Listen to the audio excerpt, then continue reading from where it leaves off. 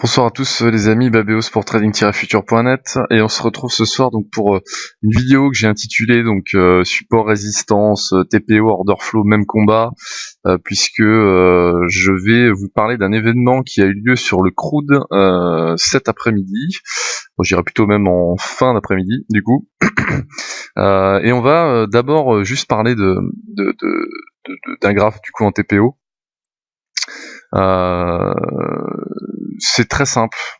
Donc là, vous avez uniquement la session crude, appelée la session cash, du coup, session NYMEX, qu'on a sous les yeux et qui nous montre sur la journée d'hier. Donc là, il y a différents niveaux que j'ai tracés, mais là, en l'occurrence, ce qui va m'intéresser dans cette vidéo, c'est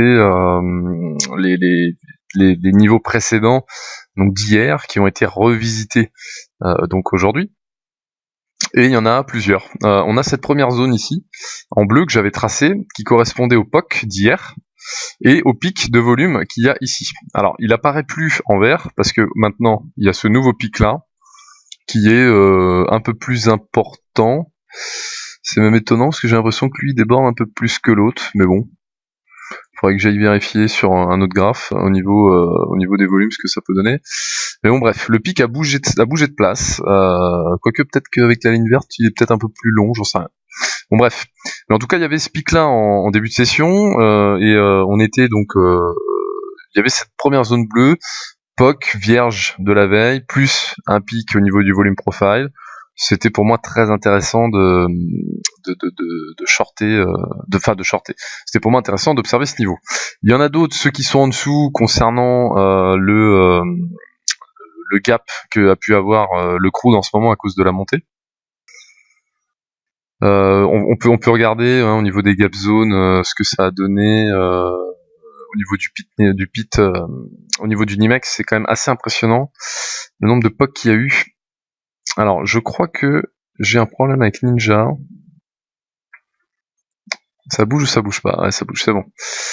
Ah oui, il y avait un autre graphe qui était en train de charger. Ok, donc cette grande gap zone évidemment, cette première gap zone, il y en a une autre un peu plus bas, mais bon, on va pas s'en occuper. Ce qui m'intéresse moi, c'est cette zone-là. Et il y avait encore une zone ici, donc qui était évidemment la queue de vente d'hier, qui a été faite hier, ok, la zone rouge ici, et évidemment alimentée encore plus par cette ligne bleue qui correspond à la zone de value area haute d'hier. Voilà, l'open a eu lieu ici. On a de suite grimpé. On a donc c'est la grande bougie verte, l'open. On a cassé cette zone de value area basse d'hier que je n'ai pas shorté. Premièrement parce que quand on ouvre près d'un niveau comme celui-là, j'ai tendance à pas lui faire confiance. Et deuxièmement, en plus au niveau du flow, il n'y avait pas grand-chose qui disait de shorter à ce niveau-là. Donc double, ça c'est, je dirais, le nombre de fois où je me suis planté à faire ça. Maintenant je le fais plus, et là en l'occurrence ça m'a donné raison. Mais je me suis planté un maximum de fois avant de retenir la leçon à ce niveau-là. Donc on a été rejoindre ce fameux POC en ligne rouge ici. D'accord. Bon, ok, on l'a touché. Donc ça par contre je l'ai shorté moi. Et on a eu aussi, donc dans l'après-midi, je vais agrandir un peu plus pour que vous voyez. Donc ce pic qui a disparu depuis. Ah ouais, finalement quand on agrandit un peu, on a l'impression que non, il est plus grand. Il est plus grand, il faudrait que je recharge mon volume profile pour que ça règle le problème, je pense. Bon bref. Et donc au niveau du POC, voilà, on a eu une belle réaction. 51,50 grosso modo. Une heure après, on était à 51,20, 51,15 à peu près. Donc ça a une très très belle réaction. Et on a rangé. On est revenu en soirée sur ce niveau et on a cassé le POC. Vous voyez, en 30 minutes, on confirme la cassure par cette bougie qui finalement est au-dessus, alors qui est toujours dans la zone, je vous l'accorde, qui a à un moment donné cassé le niveau, mais de manière vraiment impressionnante sur cette grande mèche, d'accord, mais qui finalement la clôture, on a clôturé au-dessus du POC. Et là j'ai acheté sur la dernière demi-heure de session, j'ai fait 2 scalps à l'achat. Donc ça c'est un premier graphe en TPO. Je vais maintenant vous montrer Atas pour pouvoir vous montrer un petit peu comment ça s'articule en fait au niveau d'un graphique en 1 minute.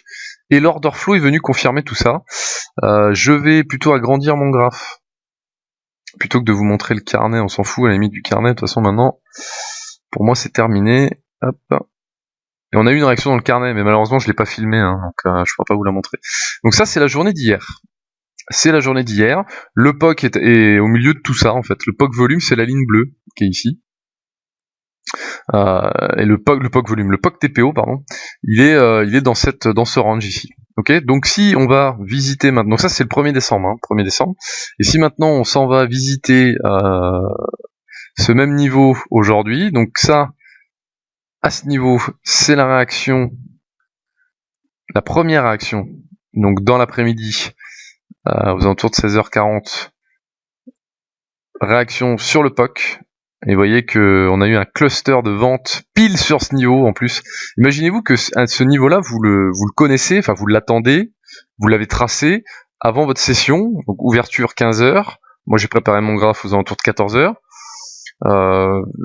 Il est 16h40, ça fait plus de 2h30 que j'ai ce niveau sous les yeux et que je m'apprête du coup à attendre ce qui se passe pour le shorter. D'accord. On voit la réaction, hein, 51,49 ici, on descend jusqu'à, donc on est là, 51,49, on descend jusqu'à, voilà ce qu'on a dit, hein, 51,20 grosso modo.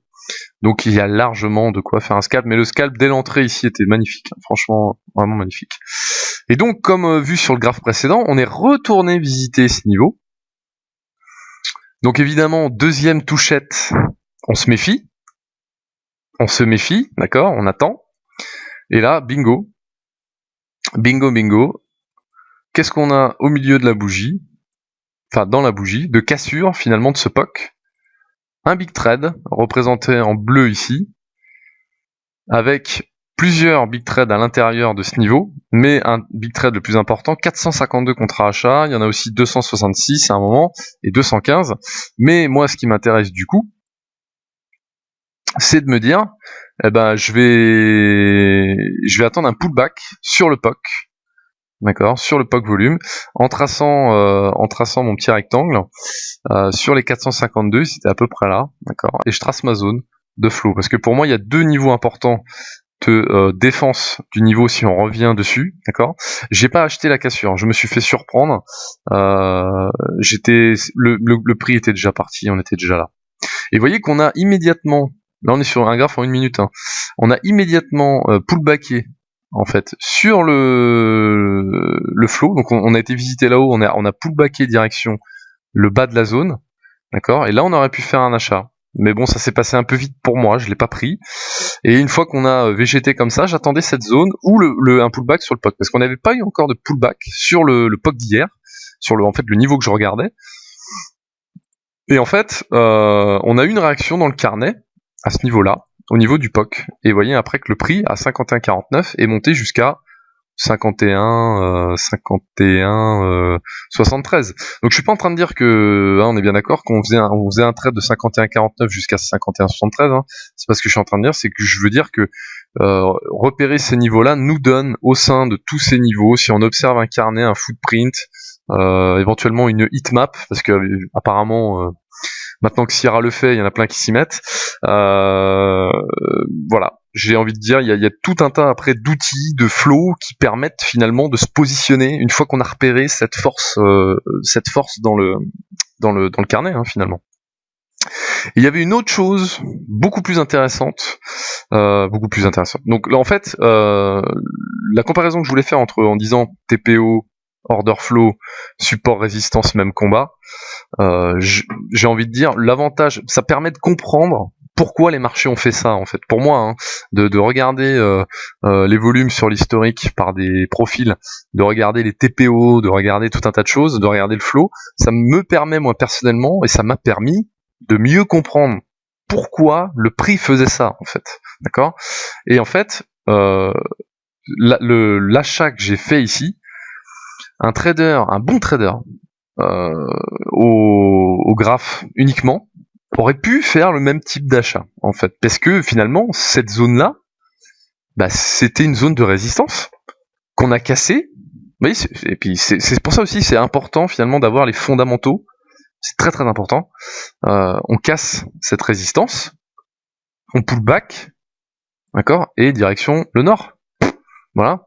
En plus, au sein d'une tendance plutôt haussière sur le crude, expliqué par l'accord sur l'OPEP, etc., avec l'OPEP, etc. J'ai envie de dire, un trader juste classiquement au graphe, eh ben, aurait pu faire la même chose. Maintenant, moi, ce que je trouve intéressant, c'est que ce niveau-là, finalement, nous, traders TPO, on va dire, on connaissait ce niveau à l'avance. On l'observait à l'avance. Je dis pas qu'on savait qu'il allait se passer ce genre de configuration. Hein. Je dis juste que ce niveau-là, on l'avait tracé et qu'on attendait de voir ce qui se passait sur ce niveau.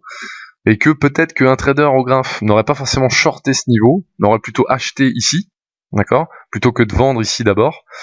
Mais nous, on avait déjà ce niveau de tracé avant même que la session commence. Et pour trouver, franchement, hein, pour trouver ce niveau au sein du micmac qu'il y a eu hier, au sein du range qu'il y a eu hier, d'accord, au sein du range qu'il y a eu hier, c'est de se dire, putain, mais il y a un gros range. Ici, on va le tracer. Alors on y va, on va se prendre le rectangle, puisqu'en fait on apprend beaucoup, on voit beaucoup sur le net des traçages de range de cette manière-là. Bon, à peu près. Hein. Le haut du range, le bas du range, bon, c'est une chose. Là, en l'occurrence, bon, le haut du range n'a jamais été revisité. Le bas du range, une seule fois, il s'est fait démonter. Voilà, donc franchement, je comprends qu'il y en ait qui ont des doutes par rapport à ça. Mais le plus important dans ce genre de range, c'est où ont